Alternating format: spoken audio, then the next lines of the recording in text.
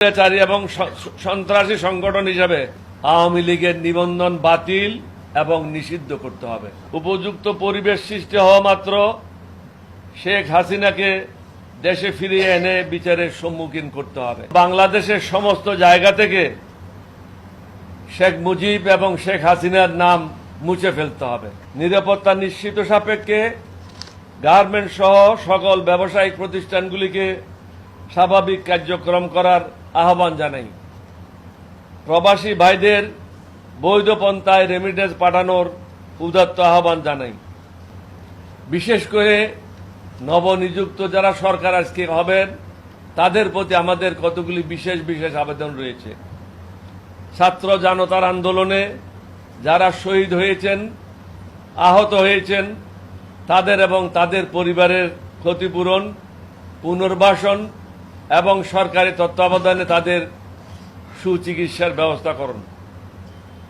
সংযুক্ত আরব আমিরাত, সৌদি আরব, সিঙ্গাপুর ইত্যাদি রাষ্ট্রে এই আন্দোলনের কারণে সাজাপ্রাপ্ত এবং বহিষ্কৃত বাংলাদেশি ভাইদের মুক্তি, পুনঃনিয়োগ বা পুনর্বাসনের ব্যবস্থা নিতে হবে।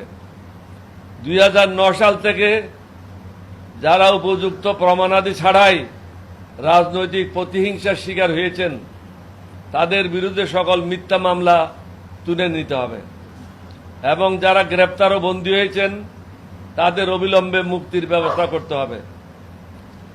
প্রাক্তন সংসদ সদস্য ইলিয়াস আলী সহ সরকার কর্তৃক অপহৃত, নিহত এবং গুম করা ব্যক্তিদের তালিকা তৈরি করে বিচার নিশ্চিত করতে হবে এবং এর জন্য প্রয়োজনে স্বতন্ত্র তদন্ত কমিশন গঠন করতে হবে।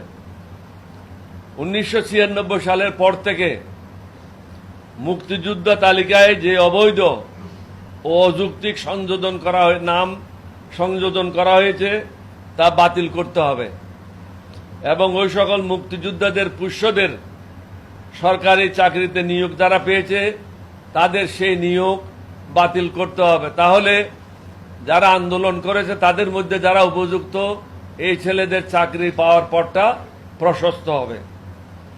স্বৈরাচারী এবং সন্ত্রাসী সংগঠন হিসেবে আওয়ামী লীগের নিবন্ধন বাতিল এবং নিষিদ্ধ করতে হবে।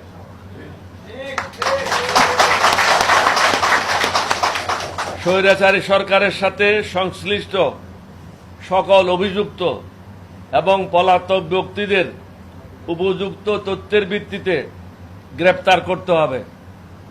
তাদের অবৈধ সম্পদ জব্দ করতে হবে এবং বিদেশে পাচারকৃত সম্পদ প্রত্যার্পণের জন্য আন্তর্জাতিক সম্প্রদায়ের প্রতি আহ্বান জানাতে হবে। বাংলাদেশের স্থল, জল এবং বিমানবন্দর দিয়ে কোনো অভিযুক্ত ব্যক্তি যেন পলায়ন করতে না পারে বা অপরাধের অনুপ্রবেশ করতে না পারে সে ব্যবস্থা গ্রহণ করতে হবে কঠোরভাবে। উপযুক্ত পরিবেশ সৃষ্টি হওয়া মাত্র শেখ হাসিনাকে দেশে ফিরিয়ে এনে বিচারের সম্মুখীন করতে হবে।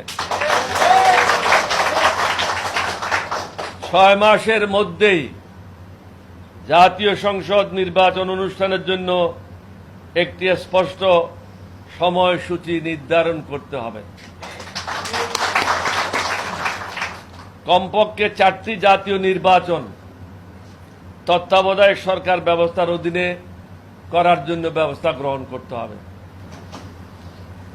সংবিধান সংশোধনের জন্য একটি কমিটি গঠন করতে হবে। সংবিধানে অনেকগুলি বিতর্কিত ধারা রয়েছে, উপধারা রয়েছে, এগুলি বাদ দিতে হবে। জাতির পিতা, এই জিনিসগুলি বাদ দিতে হবে এবং বাংলাদেশের সমস্ত জায়গা থেকে শেখ মুজিব এবং শেখ হাসিনার নাম মুছে ফেলতে হবে।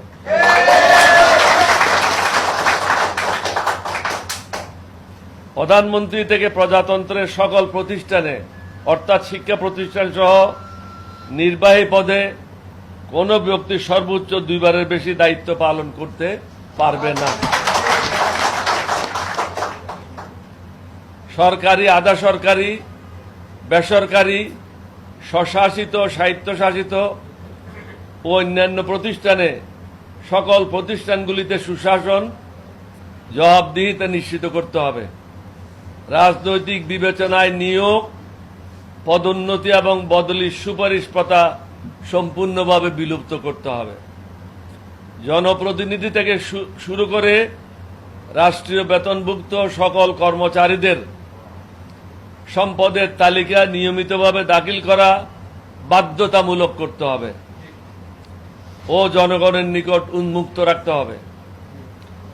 সাক্ষ্য প্রমাণ ভিত্তিক পাশাপাশি ও বৈজ্ঞানিক এবং বস্তুগত প্রমাণের উপর জোর দিয়ে নতুন আইন প্রণয়নের দায়িত্ব অর্পণ করে বিশেষ একটি কমিটি গঠন করতে হবে।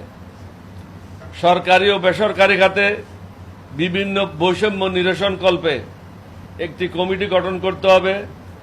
এটা ইংরেজিতে বলে নন ডিসক্রিমিনেশন অ্যান্ড ইকুয়াল অপরচুনিটিস নিশ্চিত করতে হবে সকলের জন্য।